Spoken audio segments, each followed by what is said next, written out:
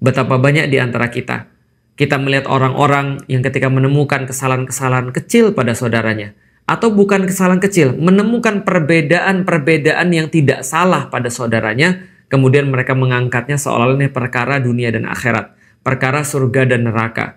Kalau misalnya kita lihat pada postingannya Ustadz Umar Mita, menarik sekali ketika ulama menyampaikan bahwa sifat seperti ini adalah sifat selayaknya babi. Bahwasanya babi ketika dikasih makanan yang bersih, dia menolak.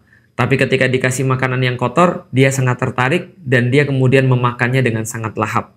Maka seharusnya kita tidak seperti itu.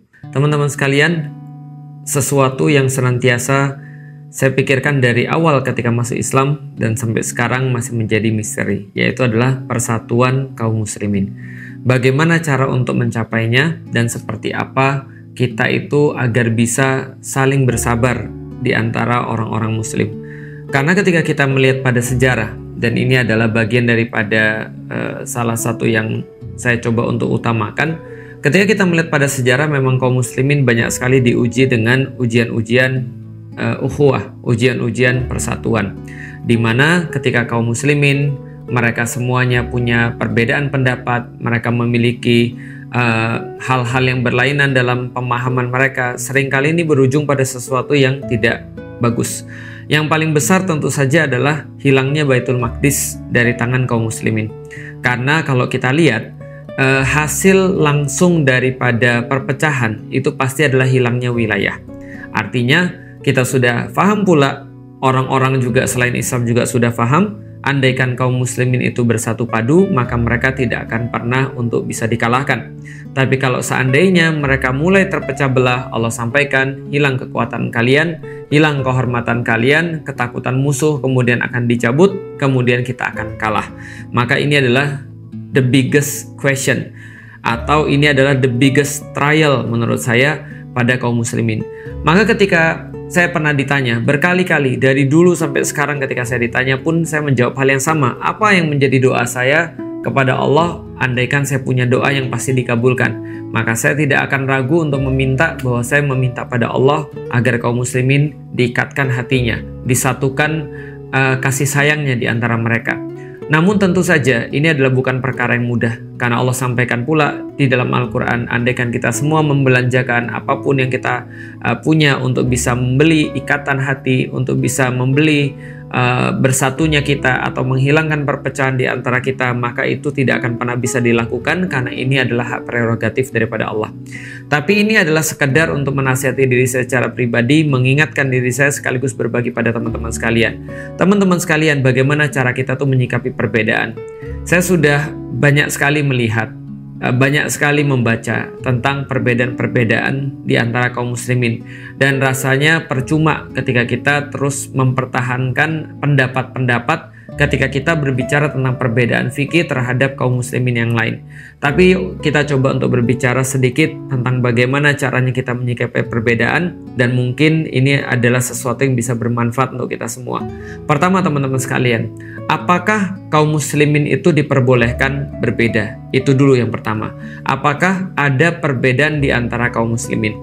Maka ini dijawab dengan sangat mudah sekali bagi siapapun yang membaca kisah-kisah para sahabat, membaca sirah nabawiyah, bahwasanya ketika Rasulullah Shallallahu Alaihi Wasallam pun ketika masih hidup itu terjadi perbedaan di antara para sahabat. Bagaimana cara mereka untuk bisa memahami dan bisa taat pada Rasulullah Shallallahu Alaihi Wasallam, bahkan dengan kata-kata yang sama.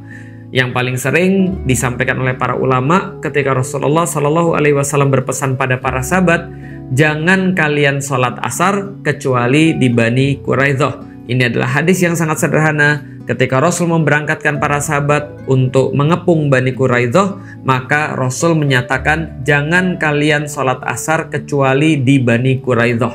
Artinya ini adalah sebuah perintah yang sangat jelas. Tapi sahabat mengartikan dengan dua cara. Ada sekelompok sahabat mengartikan bahwasanya ini adalah ucapan untuk bersegera sampai di Bani Quraidah dan jangan membuang-buang waktu karena begitu penting pengepungan ini. Ada sahabat yang lain yang mengatakan bahwasanya ini adalah sesuatu langsung dilihat dari harfiahnya. Maka mereka katakan, ya udah, Pokoknya kita nggak boleh sholat kecuali di Bani Quraidah. Maka sahabat terbagi dua, ada yang sholat asar tidak di Bani Quraidah karena mereka mengikuti jam sholat, karena mereka mengartikan bahwasanya ini hanya sekedar Rasulullah menyuruh mereka untuk bersegera. Yang satu lagi kemudian mengartikan secara harfiah mereka sholat setelah di Bani Quraidah. Dan dua-duanya ternyata tidak disalahkan oleh Rasulullah. Rasulullah justru membenarkan perilaku mereka semuanya, karena semuanya adalah karena ketaatan kepada Allah dan Rasul-Nya. Maka kita tahu bahwasanya kaum muslimin pernah berbeda di zaman Rasulullah SAW.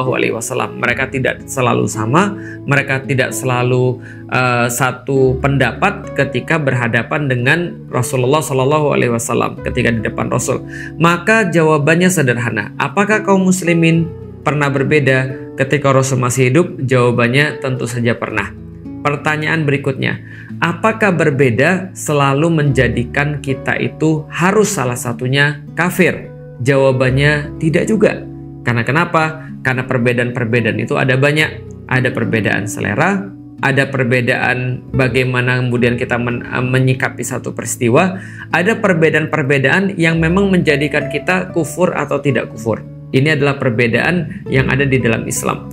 Kalau andaikan seseorang menyukai teh dan yang lain menyukai kopi, tentu saja ini tidak menjadikan perbedaan itu adalah sesuatu yang salah. Artinya, kalau kita balik lagi, apakah setiap perbedaan itu harus jadi kufur? Ternyata tidak.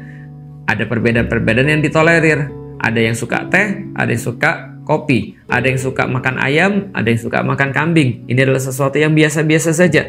Ada kemudian perbedaan-perbedaan yang ditolerir dalam hal fikih seperti tadi di zaman Rasulullah. Tidak harus selalu kemudian berbeda di dalam Islam lantas kita mengkufurkan saudara kita. Pertanyaan berikutnya, andai pun dia berbeda dalam satu perkara yang memang perkara ini adalah perkara akidah. Misal, dia meyakini saudara kita misalnya ada yang meyakini bahwa ada Rasul lain setelah Nabi Muhammad. Maka ini perkara yang sangat penting, perkara akidah. Pertanyaannya, kalau ada yang berbeda seperti itu, tentu saja dia kufur. Lantas apakah harus ribut? Apakah lantas harus kemudian kita ramai di sosial media? Ini adalah pertanyaannya lagi. Maka kalau andai pun kita berbeda, lalu kemudian kufur, apakah harus menghina? Apakah harus diramaikan? Tentu saja tidak. Nah, ini adalah bagian daripada menyikapi perbedaan. Kecuali perbedaannya sudah mengancam nyawa. Sebagaimana kita tahu, saudara-saudara kita di Palestina, sekarang mereka dibantai oleh penjajah Israel. Kalau misalnya kita menyikapi ini, tentu saja kita harus bermain fisik. Tentu saja kita harus menggunakan sebuah ukuran-ukuran yang berbeda dengan ukuran-ukuran ketika kita masih menyikapi saudara. Artinya gini, ada banyak sekali persamaan-persamaan di antara kaum muslimin. Bagaimana kita menyikapi orang-orang yang sama-sama muslim, atau sama-sama muslim berbeda dalam hal fikih, ataupun sama-sama muslim ketika dia sesat, bagaimana kemudian kita menyikapinya? Tentu saja ini adalah sesuatu yang berbeda. Yang jelas teman-teman sekalian, bukan dengan meramaikan segala sesuatu yang tidak penting. Dan saya juga mengingat teman-teman sekalian, ada sebuah nasihat bahwa ketika syaitan itu menggoda manusia, mereka menggoda dengan banyak cara. Dan salah satu cara syaitan untuk menggoda manusia adalah membuat manusia itu untuk melupakan perkara-perkara besar, kemudian mengurusi perkara-perkara yang kecil. Membuat mereka untuk meninggalkan hal-hal yang wajib untuk bersibuk pada perkara-perkara yang bersifat tidak wajib. Dan kita lihat sekarang, betapa banyak di antara kita melihat orang-orang yang ketika menemukan kesalahan-kesalahan kecil pada saudaranya, atau bukan kesalahan kecil, menemukan perbedaan-perbedaan yang tidak salah pada saudaranya, kemudian mereka mengangkatnya seolah-olah perkara dunia dan akhirat, perkara surga dan neraka. Kalau misalnya kita lihat pada postingannya Ustadz Umar Mita, menarik sekali ketika ulama menyampaikan bahwa sifat seperti ini adalah sifat selayaknya babi. Bahwasanya babi ketika dikasih makanan yang bersih, dia menolak. Tapi ketika dikasih makanan yang kotor, dia sangat tertarik dan dia kemudian memakannya dengan sangat lahap. Maka seharusnya kita tidak seperti itu. Kita adalah orang-orang yang seharusnya ketika menemukan ada sesuatu yang salah, bahkan bukan yang salah. Ketika kita menemukan sesuatu yang berbeda, maka kita tidak perlu membesar-besarkan perbedaan itu. Selagi memang perbedaan itu adalah sesuatu yang wajar di dalam agama. Tapi memang sulit kalau seandainya ya kita merasa bahwa selain kita salah. Ini adalah problematika yang ada sekali lagi pada umat yang justru kita bersedih di situ. Teman-teman sekalian, after all, Palestina masih terjajah. Bahkan sampai saat ini kita tahu bahwasanya mereka terdesak sampai sebuah titik yang sudah tidak ada lagi jalan keluar. Darah kaum muslimin yang tertumpah itu jauh lebih besar daripada apapun kerusakannya di atas muka bumi ini. Maka menurut saya secara pribadi, ketika saya membuat ini pun senantiasa saya berpikir, apa yang sudah saya lakukan untuk saudara-saudara saya di Gaza, di Palestina?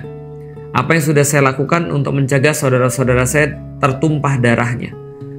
Apakah ketika saya membahas ini berarti saya juga mengalihkan dengan sesuatu yang sangat besar, dengan sesuatu yang sangat penting, dengan perkara-perkara yang remeh? Surat Asy-Syu'ara, surat musik, ini perkara sederhana sekali. Sesederhana kita sampaikan bahwasanya Walid bin Mughirah itu dulunya adalah pemimpin orang-orang Quraisy, pemimpin di Darun Nadwah. Kalau sekarang seolah-olah kayak DPR misal. Sesederhana itu, karena menganalogikan. Bukan berarti kemudian arti harfiahnya seperti itu. Tapi balik lagi, ini perkara kecil sekali. Perkara perbedaan yang sudah ratusan tahun sebelumnya, ulama-ulama yang jauh lebih berkompeten sudah membahasnya sebelum kita, dan mereka sepakat untuk berbeda. Tapi sekali lagi, semuanya walaupun berbeda dalam fikih, semuanya sepakat bahwasanya Baitul Maqdis adalah tanah kaum muslimin. Bahwasanya darah kaum muslimin lebih berarti daripada segalanya. Bukankah hal itu yang harusnya kita ramaikan? Lebih aneh lagi kalau ada orang-orang yang mereka ramai dalam perkara-perkara kecil, tapi sama sekali mereka tidak pernah membahas, sama sekali mereka tidak pernah sibuk. Setidaknya mereka tidak meramaikan perkara-perkara Palestina sebagaimana mereka meramaikan perkara-perkara seperti musik. Ini pertanyaan bagi saya pribadi, bukan bagi orang lain. Mudah-mudahan kita termasuk orang-orang yang senantiasa peduli pada kaum muslimin, berkomitmen pada persatuan, dan memohon pada Allah agar Allah menganugerahkan kepada kita kebaikan-kebaikan dalam diri kita, dalam hati kita, kedamaian, rasa sayang pada saudara-saudara kita, sehingga kita tidak seperti selayaknya babi yang mereka makan daripada perkara-perkara yang kotor namun mengabaikan perkara-perkara yang baik. Mereka lebih tertarik pada hal-hal yang menjadi kesalahan saudaranya, kesilapan saudaranya, atau bahkan bukan kesilapan dan bukan kesalahan, pada perbedaan-perbedaan yang diperbesar, ketimbang tertarik pada kebaikan-kebaikan yang dilakukan oleh saudaranya yang sangat banyak sekali.